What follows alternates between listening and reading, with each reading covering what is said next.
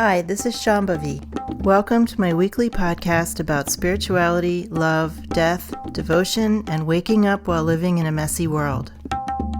The Satsang with Shambhavi podcast is recorded live each week with students of our nonprofit community, Jaya Kula.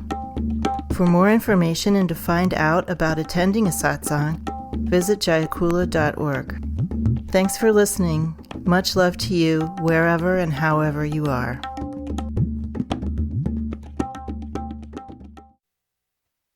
These traditions, Shaivism and others, are called direct realization traditions.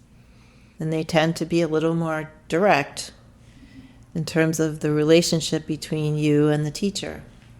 And there are many reasons why people are here, and you don't even have to have reasons. As long as you're getting something out of it, that's fine with me. But the people who really feel this is their home spiritually will usually feel some combination of relaxation, and I would say awkwardness in the extreme sometimes, or even fear. And I'm also describing things I felt about my teachers, because you're absolutely naked in front of your teacher. And you may not realize that. And this, of course, doesn't apply to everybody. It really just applies to people who find this to be the right tradition for them. And there are people here who aren't sure if this is the right tradition for them. There are people here who recognize very clearly that they're getting a lot out of it, but maybe not their lifetime commitment. There are people who are just like the community and don't like me. There are people who just like me and don't like the community. There's all different kinds of things happening. All of those things are fine. But when we feel that live wire connection with the teacher, there's the feeling of being seen. And that's scary. It's both deeply relaxing and scary. And this is perfectly normal. Sometimes people will come to me and say, "Oh, Shambhavi, I feel so scared around you." I'm like, that's just part of it. I mean, unless you're just scared around everybody, that's a different story. But, to be a little bit afraid because you're being seen is absolutely normal. But then there's also that kind of, that you recognize whatever you're doing to not be seen is not working. And that's a relief on some level also. Every community and every spiritual teacher has their unique dimension, their unique personality. And the motivation for me saying this is, now having been teaching online for a while, I realize there's some significant changes that has set in motion in terms of how people get integrated into the Jaya Kula community or don't, and how they get acculturated or how they find out what it is we're really doing here, what this community is really about and what we care about most. One of the taglines that we sometimes use for Jaya Kula is living our lives together.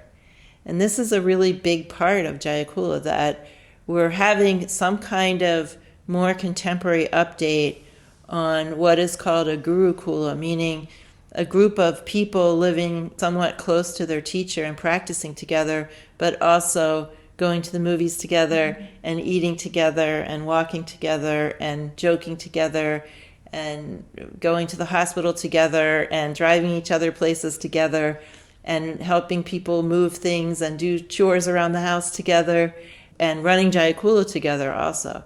This has really been a major way that Jaya Kula has constituted itself as a community, living our lives together, spending a lot more time together than you might normally find in your typical other kind of community that's not an ashram. We definitely are not an ashram-based community. We're a householder community where people have other jobs and lives and spouses and spousal equivalents.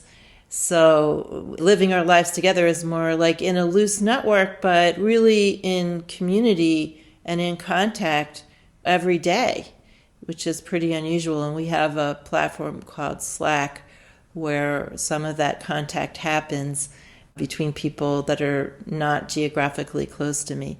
So that's one of the things that has really characterized Jaya Kula up until now, and things have gotten a little more dispersed because of COVID and just everyone being completely exhausted by what's going on in the public sphere. The other thing that really is core to Jaya Kula is that we're doing a lot of practice. The lion's share of the students who you see in teachings who have been around for a while are doing an hour or more of seated practice a day. Just to let you know, this isn't a challenge. I'm just letting you know that this is actually the most important thing that knits us together as a community. There are many communities out there where there's a lot more talking and a lot more sharing of the tradition in a philosophical way. And sometimes people wander in who want to do that, and maybe some people are interested in that, but really my focus in my life has always been doing practice. And that is what I have conveyed to my students. And so the people that have made a commitment to study with me in various ways that they do, make a commitment to practice for a seated practice for a minimum of an hour a day. So that is really integral to Jaya Kula and what we're doing. Then the other things that I do, I basically do three things. Everything I do could probably fit into these three categories. I teach people how to do practice. I teach people how to collaborate in various aspects of their lives. Collaboration is huge for me. And I write books, and I write poetry, and I write songs, and I just write words. So I've been doing that my whole life, not just when I got spiritual. That's been probably the most consistent feature of my life, that I am in love with words, and I write a lot of words in various forms. So that's kind of what I do, and those are my lanes. And sometimes people ask me to do things that I have since discovered are not in my lane. Various kinds of counseling, on-the-fly counseling about things that are not things I know about. So I'm just letting you know, especially for the new people, that that's really where my focus is, teaching people practice and teaching people to collaborate in all areas of their lives, forming alliances and collaborating with each other, and community, building communities, maintaining communities, enriching communities, experimenting with community. This is just my unique dimension, something that I've always been fascinated with and passionate about, and that's what I'm doing now, and also writing. Shambhavi, can you talk about responsibility in terms of practice? Well, on an ordinary level, and in all aspects of our lives, if we want to have more relaxation and not create more tension for ourselves, we shouldn't promise to do things we know we aren't going to do or can't do. And we should always fulfill our promises. And, unless something intervenes really extreme that prevents us from doing that. So if we just follow a rule of not promising what we aren't going to deliver and delivering what we promise, that creates a lot of relaxation, and it helps us get in touch with our own integrity. When we come into a community, at a certain point, if we continue deepening our relationship with that tradition and the teacher, at a certain point there are going to be commitments. They could be commitments related to seva, they could be commitments related to our sadhana, they could be commitments to the teacher, commitments to other students. And these are commitments we should keep for functional reasons, because keeping them helps us to preserve our ojas and relax. But we should also try to develop the clarity so that we don't make commitments we already know on some level we're not going to keep. And when we promise to do something or not do something, we should do that thoroughly. We should be as thorough as possible. Again, these are all functional, not ethical or moral issues. When we behave this way in the world, not promising what we can't deliver and delivering what we promise in a thorough way, we really start to feel our own integrity. And that becomes a kind of a ground in impermanence when we can feel our own integrity, because we're honest and because we keep our commitments and because we're thorough and we do our best. And doing our best is something that I've been talking about since I first started teaching. On one level, we're all doing our best, even when we're being total fuck-ups, because that's what we're doing. But on another level, when we're being practitioners, or when we're just being, fuller human beings, then we know that doing our best means doing more perhaps than we think we can, or more than is easy to do. That we're giving our all, that we're giving our all to what we commit to. Not just to any random circumstance, but to what we commit to. We should have clarity in what we commit to. And when we do this, when we give our all to what we commit to, and we keep our commitments with thoroughness, and we're honest, that is an incredibly firm foundation for feeling that we have integrity. And indeed, we will have integrity. And if we have that integrity and we maintain it, then it's much easier to weather other people's opinions of us and just the ups and downs of life. It's much easier to weather those things because we know inside we have gotten in touch with our own value and our own integrity. This has absolutely been crucial to my life. I don't know where I would be if I hadn't discovered that at a very early age.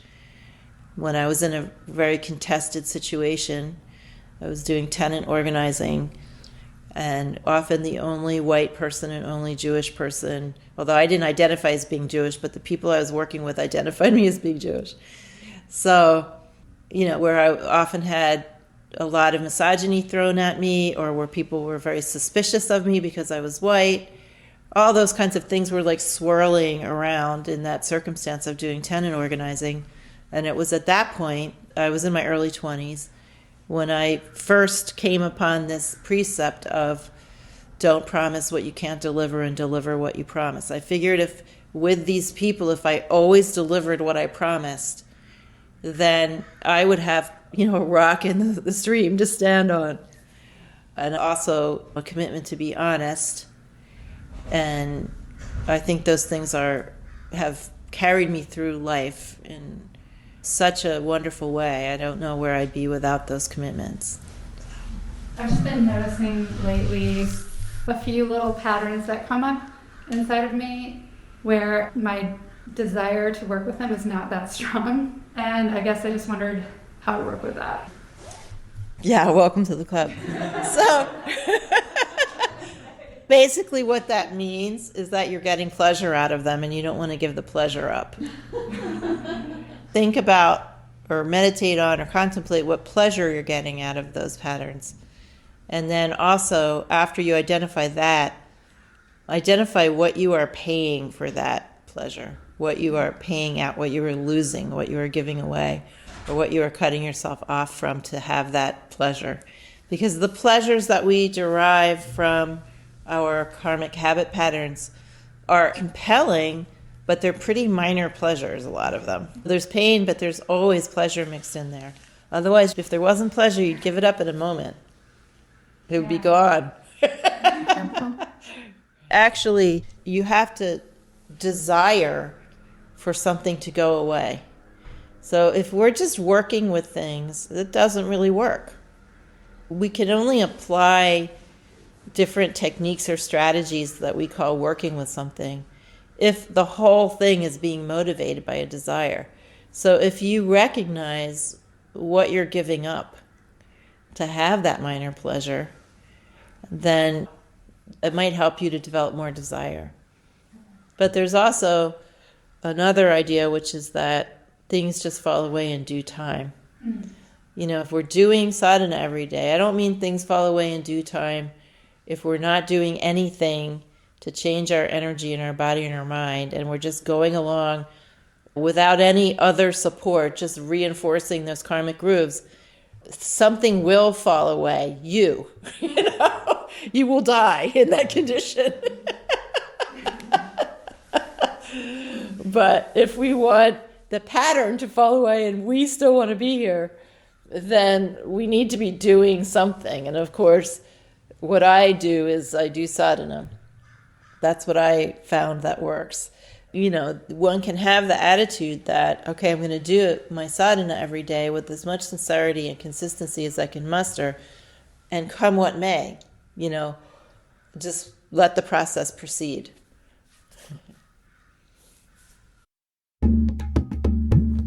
Satsang with Shambhavi is produced by Jaya Kula. a nonprofit community offering opportunities to learn and practice in the direct realization traditions of Trika Shaivism and Dzogchen. If you enjoyed listening, please help us keep this podcast and many other teachings open to all by making a monthly or one-time donation. Visit jayakula.org to make a donation and explore more of our offerings.